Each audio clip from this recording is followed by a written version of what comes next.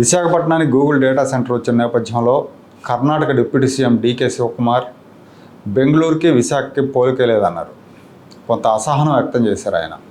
అలాగే ఆ రాష్ట్ర మంత్రి ప్రియాంక ఖర్గే అయితే ఆంధ్రప్రదేశ్ ప్రభుత్వం గూగుల్కు విపరీతంగా రాయితీలు ఇచ్చేసింది, ఆ రాయితీలు వర్కౌట్ అవ్వదు, అది డిజాస్టర్ అవుతుంది, రాష్ట్రానికి ఆదాయం ఉండదు, ఎకనామిక్ డిజాస్టర్ అవుతుందని చెప్పి వ్యాఖ్యానించాడు ఆయన.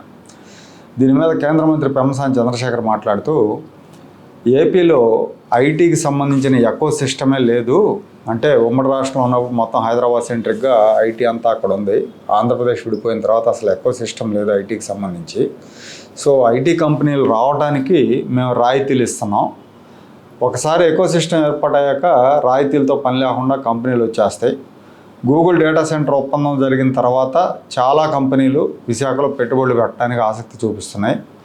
బెంగళూరు కంటే ఆల్రెడీ ఎకో సిస్టమ్ ఉంది కాబట్టి వాళ్ళు రాయితీలు ఇవ్వాల్సిన అవసరం లేదు, అలాగే బెంగళూరుని విశాఖతో పోల్చాల్సిన అవసరం కూడా లేదన్నారు.